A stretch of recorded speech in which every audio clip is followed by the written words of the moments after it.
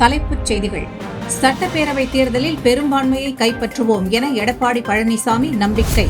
மோடி எத்தனை முறை தமிழ்நாடு வந்தாலும் இங்கு வெல்ல முடியாது என மதிமுகவின் நிறுவன பொதுச் செயலாளர் வைகோ தெரிவித்துள்ளார்.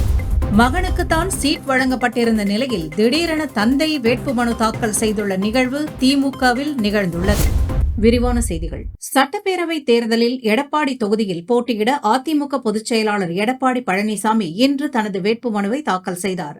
அதனைத் தொடர்ந்து செய்தியாளர்களை சந்தித்த எடப்பாடி பழனிசாமி அவர்கள் அதிமுகவுக்கு வெற்றி வாய்ப்பு பிரகாசமாக இருப்பதாகவும் மொத்தம் உள்ள 234 தொகுதிகளில் 210 தொகுதிகளில் தங்கள் கூட்டணி வெற்றி பெறும் என உறுதிபட தெரிவித்தார். தொடர்ந்து பேசிய அவர், திமுக ஆட்சியில் கண்டுகொள்ளாமல் விடப்பட்ட அதிமுகவின் திட்டங்களை ஆட்சிக்கு வந்தபின் மீண்டும் கொண்டு வருவோம் என்று தெரிவித்தார்.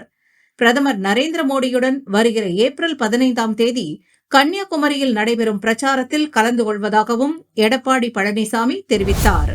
மதுரை தெற்கு தொகுதியில் திமுக கூட்டணி சார்பாக மதிமுக வேட்பாளர் பூமிநாதன் போட்டியிடுகிறார். இன்று வேட்புமனு தாக்கல் செய்வதற்காக வந்திருந்த பூமிநாதனுடன் மதிமுக கட்சியின் பொதுச் செயலாளர் வைகோ, மதுரை எம்பி சு வெங்கடேசன் ஆகியோரும் உடன் வந்திருந்தனர். தொடர்ந்து செய்தியாளர்களை சந்தித்து பேசிய வைகோ, பிரதமர் உட்பட எத்தனை பாஜக ஒன்றிய அமைச்சர்கள் தமிழ்நாடு வந்தாலும் இங்கு வெல்ல முடியாது. தமிழ்நாட்டில் மதசார்பற்ற முற்போக்கு கூட்டணியே பெரும் வெற்றி பெறும் என்று கூறினார். முதலமைச்சர் வாகனத்தை தேர்தல் அதிகாரிகள் சோதனையிட்டதற்கு எதிர்ப்பு தெரிவித்த வைகோ அவர்கள், தமிழ்நாடு வரும் பிரதமர், உள்துறை அமைச்சர் உள்ளிட்ட பாஜக தலைவர்கள் வாகனங்களை ஆணையம் சோதனையிடுமா எனவும் கேள்வி எழுப்பினார். ஏப்ரல் 6ஆம் தேதியான திங்கட்கிழமையான இன்று நடைபெறவுள்ள சட்டப்பேரவை தேர்தலில் போட்டியிட விரும்புவோர் வேட்புமனு தாக்கல் செய்ய கடைசி நாளாகும். இந்நிலையில் ராணிப்பேட்டையில் மிகப்பெரிய ட்விஸ்ட் காத்திருந்தது. அங்கு கடைசி நேரத்தில் திமுக வேட்பாளர் மாறியிருக்கிறார். மகன் வேட்பாளராக அறிவிக்கப்பட்ட நிலையில் அவருக்கு பதிலாக தந்தையே போட்டியிடுகிறார். தமிழ்நாடு அமைச்சரவையில் உள்ள மூத்த தலைவர்களில் ஒருவர் ஆர். காந்தி.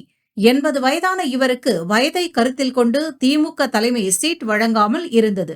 இருப்பினும் அவருக்கு பதிலாக அவரது மகன் வினோத் காந்திக்கு சீட் வழங்கப்பட்டிருந்தது. மகனுக்குத்தான் சீட் வழங்கப்பட்டிருந்தாலும் கூட காந்தி அதிருப்தியில் இருந்ததாக கூறப்படுகிறது. இதன் காரணமாகவே அவரது மகன் வேட்புமனு தாக்கல் செய்யாமல் இருந்தார். இந்த சூழலில்தான் ராணிப்பேட்டையில் திமுக வேட்பாளர் மாற்றப்படுவதாக தகவல் வெளியானது. அதாவது மகனுக்கு பதிலாக அமைச்சர் காந்தியே அங்கு வேட்புமனு தாக்கல் செய்ய உள்ளதாக கூறப்பட்டது. அதற்கேற்றாற்போல வேட்புமனு தாக்கல் செய்யும் போது கட்சி வழங்கும் பி ஃபார்மிலும் அமைச்சர் காந்தியிடம் பெற்றிருந்தது. தொடர்ந்து வினோத் காந்தியும் இதை தனது ட்விட்டரில் உறுதி செய்திருந்தார்.